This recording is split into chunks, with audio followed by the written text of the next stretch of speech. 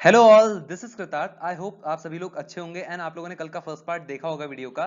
This is the second part of general awareness series. तो video and तक जरूर देखिएगा। और हाँ, कल की वीडियो से मैं एक बात और कहना चाहूंगा आप लोगों से कि देखिए, लाइव चैट के दौरान मैंने प्रीमियर वो इसलिए रखा है, मैं डायरेक्ट अपलोड कर सकता था, बट मैंने उसे प्रीमियर इसलिए रखा ताकि आप लोग आंसर दे सके। तो देखिए, ऐसा मत सोचिए, तुक्का आता है तो तुक्का ही लगा दीजिए, नो इश्यूज, बट फिर भी पूरा ट्राई कीजिए आंसर करने का। देखिए, गलत होता है, कोई दिक्कत नहीं है, कोई पनिशमेंट नहीं मिलने वाली आपको, कोई फाइन नहीं है, पर आप आंसर जरूर दीजिए। आप लोग प्रीमियर देख रहे होते हैं, पर कई लोग बच्चे उसमें से आंसर नहीं करते हैं, तो आंसर जरूर कीजिए। एंड जितने भी बच्चे अब तक जुड़ चुके हैं, प्लीज उनसे रिक्वेस्ट है कि अपने इस वीडियो को अपने फ्रेंड्स तक शेयर कर दें। और उसके साथ साथ लास्ट में मैं एक क्वेश्चन पूछूंगा, उसको नीचे कमेंट बॉक्स में आंसर कर दीजिएगा, क्योंकि कल के वीडियो में मैंने जब देखा तो कई बच्चों ने क्वेश्चन आंसर ही नहीं किया था। मतलब कुछ ही बच्चे थे जिन्होंने आंसर किया था, बाकी बच्चों को कमेंट आए थे, सर गुड वीडियो, बहुत अच्छा वीडियो है। पर देखिए, वीडियो अच्छा है, आई नो दिस, आप लोगों को भी अच्छा लगा, ये भी मुझे पता है, पर आपको वो लास्ट क्वेश्चन जरूर आंसर करना है और वीडियो का एंड तक जरूर देखना है। ये इतना आप लोगों को काम करना है। तो चलिए शुरू करते हैं इस वीडियो को। आज के दिन का एक बहुत अच्छा कोट आप सभी की स्क्रीन पर, work hard in silence, let success make the noise. तो देखिए, जब भी हम कोई मेहनत कर रहे होते हैं, हम कोई एग्जाम दे रहे होते हैं, खासकर कॉम्पिटेटिव एग्जाम्स, लाइक मैं बात करूं कॉम्पिटेटिव और एंट्रेंस की, तो स्पेशली इन एग्जाम्स में होता है कि कई बच्चों की आदत होती है कि हम रिश्तेदारों को बता रहे होते हैं कि लाइक हमने जेई का फॉर्म फिल किया है, हमने आईएएस का एग्जाम देने वाले हैं, हमारा मेंस है, प्री है। तो देखिए, आपको ये लोगों को बताने की जरूरत नहीं है कि आप कौन सा एक एग्जाम दे रहे हो। जो आपकी सक्सेस होगी वो अपने आप शोर मचा देगी। अगर मैं हिंदी में कहूं तो इसको ये है आपका, मेहनत इतनी खामोशी से करो कि आपकी जो सफलता है वो शोर मचा दे। तो चलिए शुरू करते हैं इस वीडियो को। So learning keeping it simple के सभी सब्सक्राइबर्स के लिए क्वेश्चन नंबर 1 ये रहा। Punch mark coins were made up of. तो इसमें आपको बताना है जो पंच मार्क कॉइन्स थे वो किस मेटल के बनते थे। आपके ऑप्शन हैं A silver, B copper, C gold या D A and B both. तो इसमें आपको बताना है पंच मार्क कॉइन्स किस मेटल के बनते थे। तो जितने होशियार बच्चे हैं, जिनको आता है ऑलरेडी, उन्होंने बता दिया होगा। The correct answer is option D A and B both. तो देखिए, जो पंच मार्क कॉइन्स थे वो आपके सिल्वर और कॉपर दोनों के बनते थे। मोस्टली सिल्वर के बनते थे, पर कॉपर के भी कुछ कुछ साइड्स में पंच मार्क कॉइन्स पाए गए हैं। इसके साथ साथ में बात करूं तो they were first issued by Magadh kingdom. Magadh kingdom वही आपका अशोका वाला किंगडम।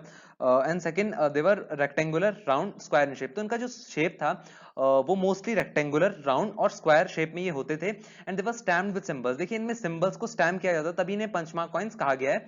और इसकी एक पिक्चर आप लोग देख सकते हैं अपने राइट साइड में। ये एक पंचमार्क कॉइन है, सिल्वर पे ये इसे पंच किया गया है। तो आप देख सकते हैं किस तरह से इंप्रेशन को यहाँ पर दबाया जाता था, स्टैम्प किया जाता था सिल्वर पे। तो ये एक तरह का पंचमार्क कॉइन का एग्जांपल है। तो बढ़ते हैं नेक्स्ट क्वेश्चन पे। Question number 2, Ellora caves represent which of these religions. तो इसमें आपको बताना है जो एलोरा केव्स हमारे महाराष्ट्र में है, वो कौन से रिलीजन को रिप्रेजेंट करती हैं। Your options are A Hinduism, B Buddhism, C Jainism या D all of the above. तो काफी इजी क्वेश्चन है। अगर आपको इसका आंसर आता है ऑलरेडी तो प्लीज लाइव चैट में कमेंट कर दीजिए, बिल्कुल घबराइए मत, कोई फाइन नहीं कट रहा आपका। The correct answer is option D all of the above. तो इसकी मैं बात करूं तो कुछ एडिशनल पॉइंट्स इसके बारे में देख लेते हैं। Located in Aurangabad Maharashtra. तो एलोरा केव्स आपकी औरंगाबाद डिस्ट्रिक्ट में है, जो कि महाराष्ट्र में पड़ता है। एलोरा और अजंता, ध्यान रखिएगा, दोनों केव्स आपकी औरंगाबाद महाराष्ट्र में ही हैं।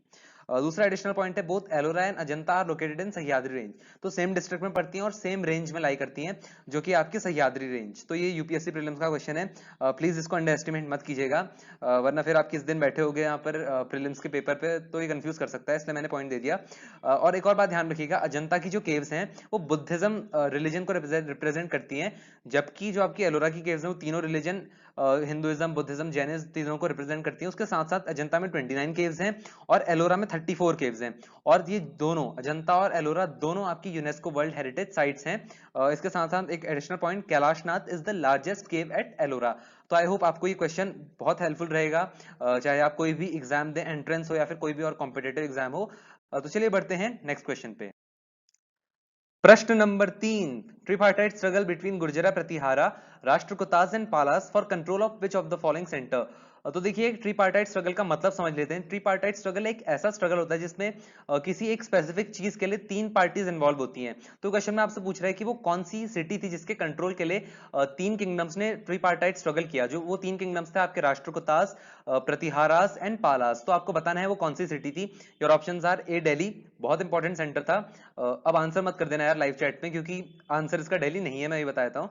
बी कन्नौज, सी मेरठ या डी आगरा। तो इसका करेक्ट आंसर है आपका बी कन्नौज। तो कन्नौज के कंट्रोल के लिए इन तीन किंगडम्स ने करीब 100-150 साल तक पूरा स्ट्रगल किया था। और मैं इसकी बात करूं तो क्यों इंपॉर्टेंट था Kannauj. Kannauj was strategically and commercially important, क्योंकि Kannauj was connected to silk route. तो देखिए जिसके कब्जे में कन्नौज होगा उसके कब्जे में पूरी कॉमर्शियल एक तरह से नेटवर्क हो जाएगा, बहुत प्रॉफिट होगा, बहुत बेनिफिट होगा, इसलिए बहुत इंपॉर्टेंट था कन्नौज। उसके साथ साथ लास्ट में करीब 100-150 साल के स्ट्रगल के बाद लास्ट में जो प्रतिहारास थे उन्होंने कन्नौज को फाइनली कैप्चर कर लिया। और आप एक मैप देख सकते हो यहाँ पर ये था आपका कन्नौज। मैं भी मार्क करके आप लोगों को बताऊंगा। This was Kannauj. ये जो गुर्जरा प्रतिहारा थे नॉर्थ वेस्टर्न पार्ट से थे इंडिया के।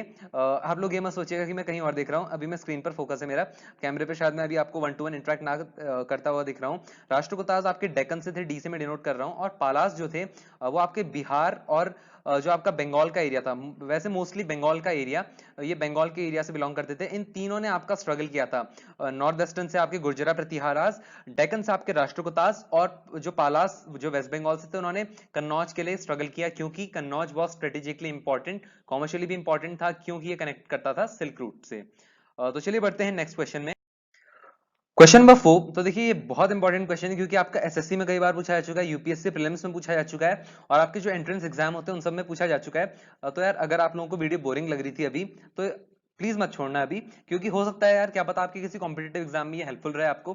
तो देखिए इस क्वेश्चन में आपको ये बताना है कि जो types of land Chola inscription में दिए हुए हैं इनमें से उनका कौन सा एक सही स्टेटमेंट है, लाइक उसके कौन सी डेफिनेशन सही है एकदम। क्या ब्रह्मादेव लैंड ऐसी थी जो ब्राह्मण्स को दी जाती थी, क्या ये जितने स्टेटमेंट्स मैंने लिखे हैं ये सही है, आपको ये बताना है। तो ऑप्शन है A Brahmadeva was the land gifted to Brahmins, क्या ब्रह्मादेव वो लैंड होती थी जो ब्राह्मण्स को गिफ्ट की जाती थी। बी वेलान वगई, क्या वेलान वगई एक ऐसी लैंड का टाइप होता था which was the land of non Brahmin peasants. C Shalabhoga was the land for maintenance of school. D Palli Chhandam was the land donated to Jain institution. और खासकर मैं इसकी बात करूं, उसको अंडरलाइन भी कर दूंगा मैं। एसएससी की बात करूं तो आपसे ज्यादा टफ क्वेश्चन पूछता नहीं है, बेसिक क्वेश्चन पूछता है। तो आपसे ये क्वेश्चन पूछा गया था कि the land donated to Jain institution according to Chola inscription. तो इसका आंसर है आपका पल्ली छेंदम। तो इसमें आपको अभी मैंने उस क्वेश्चन का आंसर बताया, इस क्वेश्चन का आंसर भी बचा है, तो इसमें आपको बताना है कौन सी स्टेटमेंट ट्रू है। Your options are only A and B, A C D, all of the above, या D none of the above. तो इसका करेक्ट आंसर है आप लोगों का, ज्यादा परेशान नहीं करता हूं क्योंकि मुझे पता है कि आप लोगों को बहुत डाउट होगा इस क्वेश्चन में, क्योंकि देखिए कोई बड़ी बात नहीं है, नहीं भी आता है तो डोंट फील लो, ऐसा मत सोचना कि हमें नहीं आता है।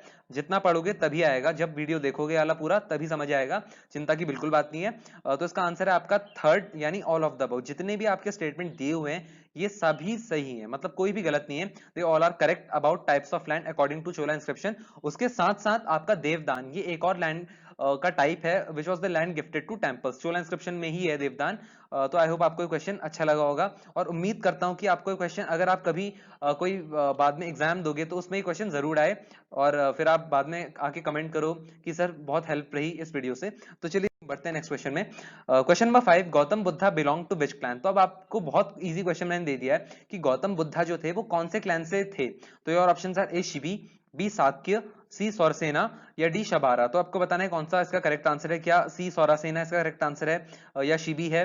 तो देखिए करेक्ट आंसर नहीं है, the correct answer is option B Sakya. So Gautam Buddha belong to Sakya clan, Sakya clan से गौतम बुद्धा बिलोंग करते थे। और थोड़ी एडिशनल चीजें वैसे आप लोगों को बताऊंगी, काफी बेसिक है, कि बुद्धा का बर्थ आपका लुम्बिनी में हुआ था। एनलाइटमेंट इनको बोध गया में मिली थी, बोधि ट्री के नीचे। फर्स्ट सरमॉन, पहली बार इन्होंने लोगों को जो सरमॉन दिया था, जो एक तरह से प्रीच किया था, पढ़ाया था, it was in Sarnath, and इनकी डेथ हुई थी कुशीनगर में। तो ये कुछ एडिशनल इन्फॉर्मेशन थी जो ऐसे पता होती है, बेसिक चीज है। क्वेश्चन नंबर 6 आप सभी की स्क्रीन पर ये रहा, विच of the following is or are correct. तो इसमें आपको कुछ लैटिट्यूड्स दिए हुए हैं, आपको बताना है क्या वो करेक्टली एक तरह से मैच किया हुआ है उनको। सबसे पहली चीज A tropic of cancer 23.5 degree north या 23.5 डिग्री नॉर्थ, आप जो भी कहें। B Antarctic circle 66.5 degree south, C tropic of Capricorn 23.5 degree south, D Arctic circle 66.5 degree north. तो आपको बताना है कि कौन सी स्टेटमेंट सही है। फर्स्ट ऑप्शन है A and B both, second B and C both, third A only, या फिर फोर्थ ऑल ऑफ दीज। तो इसका आंसर आप लोग देख ही सकते हैं, मैं उस पर एनिमेशन डालना भूल गया तो सीधा अपीयर हो गया। Let's answer fourth, all of the above, तो जितने भी आपने यहाँ पर देखे ट्रॉपिक ऑफ कैंसर, सभी latitudes they all are correctly matched. Last में मैं आपको एक पिक्चर दिखाना चाहूंगा। तो लाइक हम अर्थ का ऐसे पिक्चर देखते हैं बुक्स में, तो दिस इज आर्कटिक सर्कल, आप लोग देख सकते हैं अच्छे से कहाँ कहाँ पर मार्क्ड है। Equator is 0 degree latitude. तो देखिए बिल्कुल कंफ्यूजन मत रखिएगा, कई बच्चों को कंफ्यूजन होता है इस चीज में भी। तो बेसिक्स हमें बिल्ड करने हैं, वीडियो को एंड तक जरूर देखिएगा। अब बढ़ते हैं नेक्स्ट क्वेश्चन में। Question number 7, variations in the length of daytime and night time from season to season are due to। तो ज्योग्राफी के क्वेश्चंस अब स्टार्ट हो चुके हैं, आंसर कीजिएगा। तो इस क्वेश्चन में ये है कि लाइक हम एक्सपीरियंस करते हैं, हमने देखा होगा कि जो समर्स हैं, समर्स में आपके जो दिन होते हैं वो थोड़े लंबे होते हैं। सिंपल सी बात, 7 साढ़े 7 बजे तक आपका उजाला ही रहता है, उसके बाद अंधेरा होता है। और जो आपका विंटर्स होते हैं, विंटर्स में आपका करीब 5-6 बजे इसके आसपास आपका अंधेरा हो जाता है। तो ये ऐसा क्यों होता है, इसका रीजन आपसे पूछा गया है। Your options are A, the earth rotation on its axis. I hope आपको रोटेशन और रिवोल्यूशन का मतलब पता होगा। रोटेशन का मतलब होता है जब अर्थ अपनी एक्सिस पर मूव करती है, और रिवोल्यूशन का मतलब होता है जब अर्थ सन के अराउंड चक्कर लगाती है, तो हम उसे रिवोल्यूशन कहते हैं। तो आपको बताना सही आंसर बी है आपका, the earth revolution around the sun in an elliptical manner, C latitudinal position of the place, D revolution of the earth on the tilted axis. तो इसका करेक्ट आंसर देख लेते हैं, D revolution of the earth on a tilted axis. तो देखिए problem आती है geography में, मैं मानता हूं आपको इस क्वेश्चन में प्रॉब्लम आई होगी, था बहुत बेसिक कि ये हम सभी जानते हैं कि विंटर्स में समर्स में ऐसा होता है। पर देखिए इसका जो रीजन था, प्लीज एनसीईआरटी बुक एक बार पढ़ लीजिएगा, और वरना आपको कोई डाउट है तो आप नीचे पूछ सकते हैं कमेंट बॉक्स में, जरूर बताऊंगा। तो चलते हैं नेक्स्ट क्वेश्चन में। Question number 8, which of the following is or are not true about summer solstice. तो जो आपका सूर्य ग्रहण होता है उसके बारे में नीचे 4 ऑप्शंस में 4 स्टेटमेंट्स दी हुई हैं, तो आपको बताना है कि उनमें से गलत स्टेटमेंट कौन सी है। Your options are A, 21 June is the longest day and shortest night in northern hemisphere, B, sun rays directly fall on tropic of Capricorn, C, during summer solstice it is winter season in southern hemisphere, D, caused by earth tilt on its axis and its motion in orbit around the sun. तो आपको बताना है कौन सी statement इनमें से गलत है। आपके ऑप्शन हैं, क्या फर्स्ट स्टेटमेंट गलत है ऑप्शन ए, या फिर ए एंड बी दोनों गलत हैं, थर्ड बी गलत है, या फिर fourth all of the above. तो please all of the above answer मत कीजिएगा, क्योंकि इसका answer all of the above नहीं है। कई बच्चों को मैं देखता हूं, क्योंकि मेरा फॉर्मेट यही रहता है कि मैं इस टाइप के क्वेश्चन में all of the above answer होता है, but all of the above इसका आंसर नहीं है। इसका जो करेक्ट आंसर है it is third option B only. मतलब इनमें से जो गलत स्टेटमेंट है वो है आपकी option B, sun rays directly fall on tropic of Capricorn. Summer solstice के दौरान जो सनरेज होती हैं वो Tropic of cancer 23.5 degree north पे पड़ती हैं, ना कि ट्रॉपिक ऑफ कैप्रिकॉर्न पे। ट्रॉपिक ऑफ कैप्रिकॉर्न आपका होता है 23.5 डिग्री साउथ। तो इस स्टेटमेंट में गलत ये है कि यहाँ पर ट्रॉपिक ऑफ कैंसर आना चाहिए था। तो क्वेश्चन 8 का आंसर है आपका ऑप्शन 3, मतलब बी स्टेटमेंट इसमें गलत है।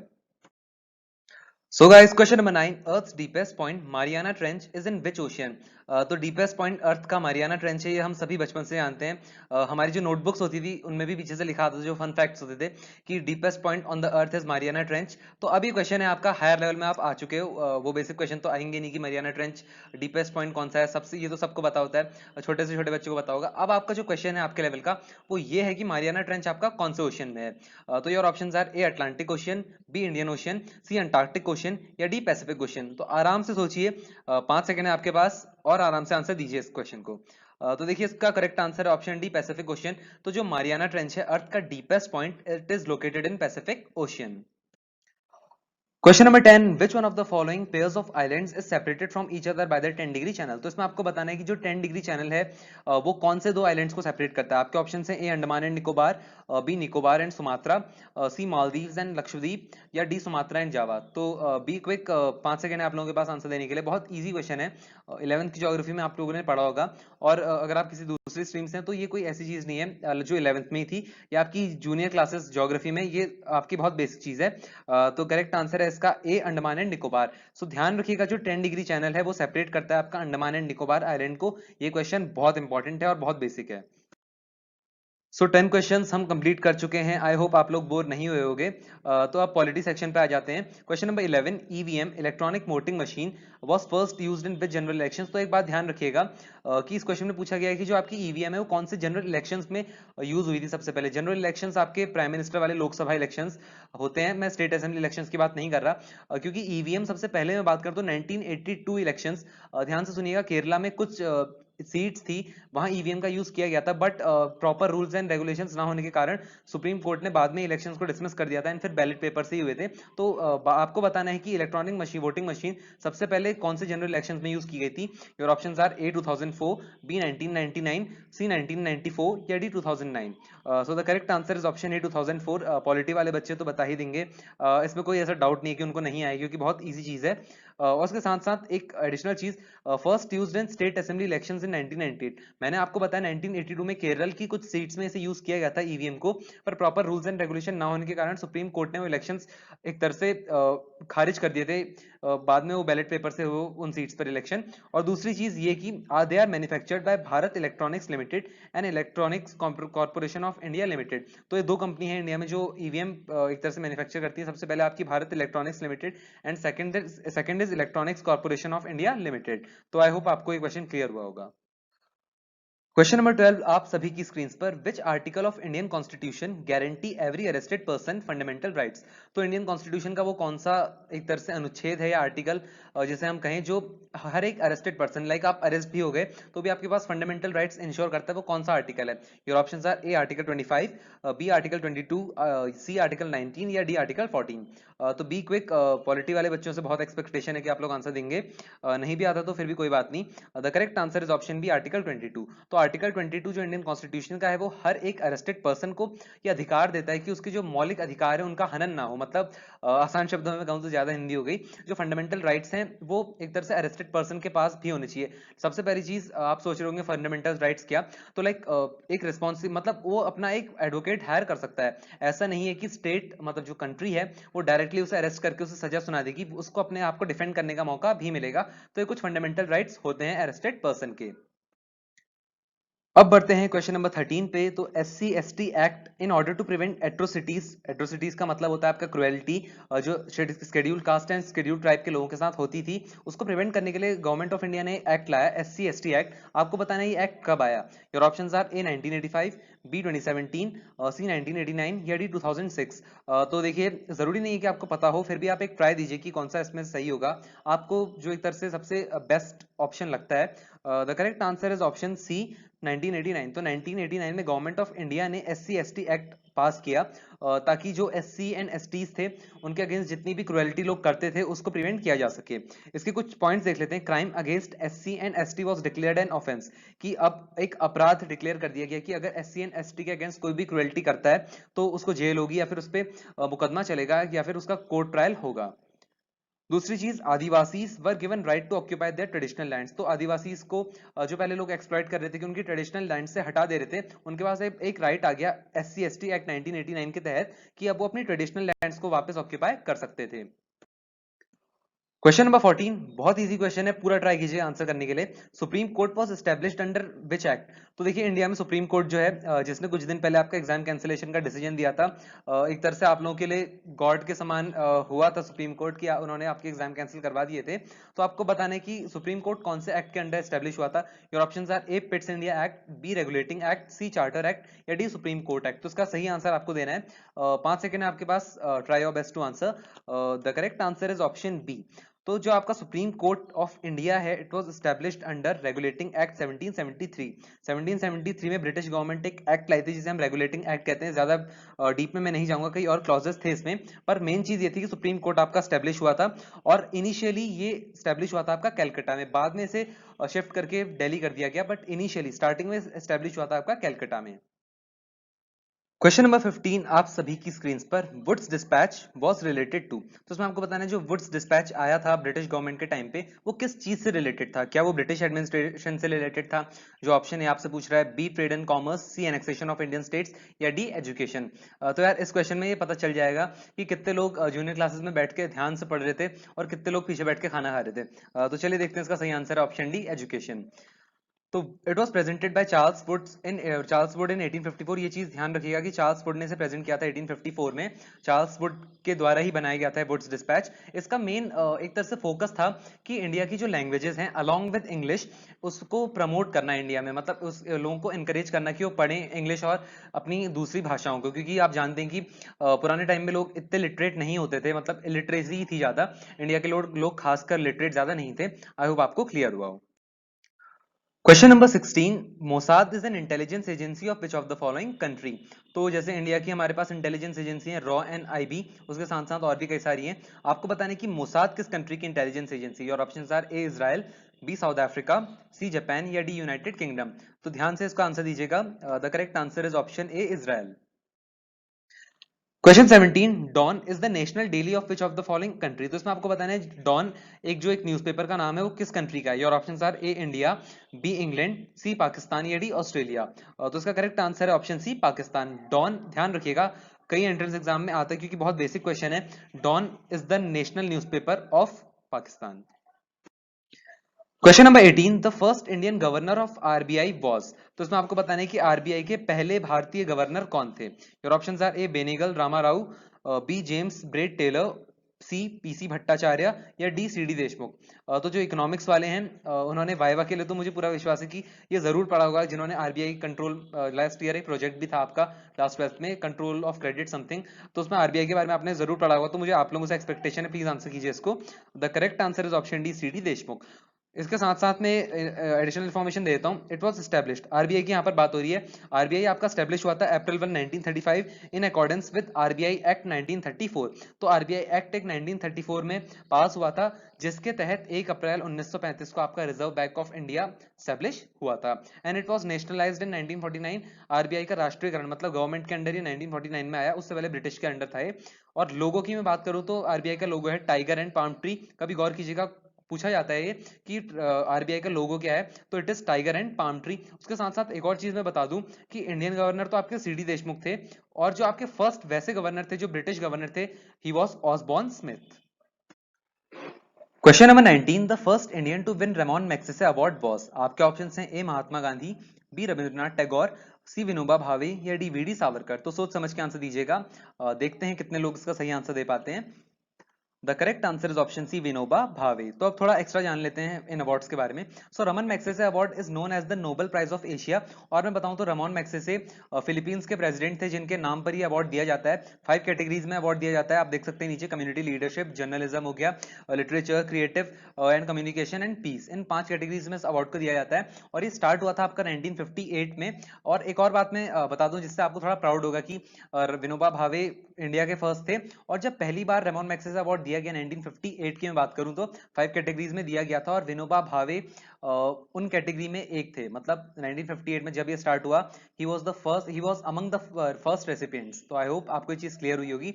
एक और चीज, this prize is given by Rockefellers funds. ये एक ऑर्गेनाइजेशन है जो रेमॉन मैग्सेसे प्राइज को देती है। Question number 28, conversion of a substance directly from solid to vapour state is known as. तो इस क्वेश्चन में आपको बताना है एक प्रोसेस का नाम जिसमें आपका सॉलिड जो होता है वो डायरेक्टली वेपर स्टेट में कन्वर्ट हो जाता है। इसका एग्जांपल सबसे बेस्ट है आपका नेपथलीन बॉल्स। लाइक नेपथलीन बॉल्स हम इस्तेमाल करते हैं आपके कपड़ों को प्रोटेक्ट करने के लिए from insects and other and like moth.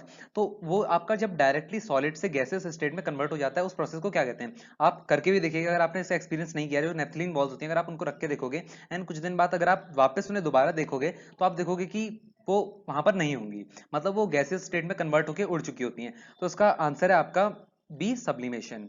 तो देखिए आई होप आपको ये प्रोसेस का नाम क्लियर हुआ हो। ये प्रोसेस मैंने इसलिए दी, ये मत सोचिएगा कि यार बहुत बेसिक क्वेश्चन है, यही बेसिक क्वेश्चन बाद में गलती कराते हैं, इसलिए मैं बेसिक क्वेश्चन को यहाँ पर रख रहा हूँ।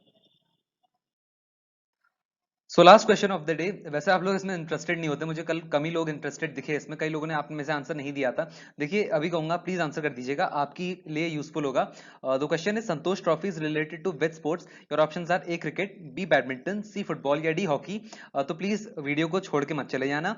एंड करके थैंक यू सर मत लिखना, लिख देना अगर चाहो तो, पर ये आंसर जरूर कर देना। आंसर इज कंपलसरी, आंसर देना कंपलसरी है। संतोष ट्रॉफी किस खेल से रिलेटेड है, किस स्पोर्ट्स में दी जाती है। तो जितने फिजिकल एजुकेशन वाले एंड जितने बॉयज हैं उनको तो बहुत आसानी से पता होगा क्योंकि बहुत बेसिक चीज है। गर्ल्स को नहीं पता कोई बात नहीं, मैं ये नहीं कह रहा हूँ कि आपको नहीं पता, ऑफेंड मत होइएगा, बट आप गूगल कर लीजिए अगर नहीं पता। बॉयज की बात करूँ तो जरूरी नहीं है कि सबको पता ही हो। तो गूगल कर लीजिएगा, आंसर वहां पर मिल जाए, नीचे कमेंट कर दीजिएगा वीडियो में। और उसके रिलेटेड जितनी भी इंफॉर्मेशन है वो भी कमेंट कर दीजिएगा, ताकि आपके लिए भी हेल्पफुल हो, मेरे लिए भी हेल्पफुल हो और सबके लिए हेल्पफुल हो। So guys that's all for this video. आखिरी में एक ही चीज मैं कहूंगा, वीडियो को लाइक जरूर कर देना, प्लीज मत भूलना। और दूसरी चीज ये कि सब्सक्राइब करना तो बिल्कुल ही मत भूलना। वैसे मुझे पूरी उम्मीद है कि आपने अब तक सब्सक्राइब कर दिया होगा, क्योंकि क्वेश्चंस बहुत अच्छे थे। और शेयर जरूर कर देना, क्योंकि इसमें कोई भेदभाव मत करना, साइंस कॉमर्स ह्यूमैनिटीज वाले जो आप लोग हमेशा करते हो, कोई भेदभाव नहीं है इसमें, सबके लिए। तो सबके साथ शेयर कर देना, और जितने आपके रिलेटिव्स हैं जो किसी एग्जाम के लिए प्रिपेयर कर रहे हैं उनके साथ भी शेयर कर देना। That's all, thank you.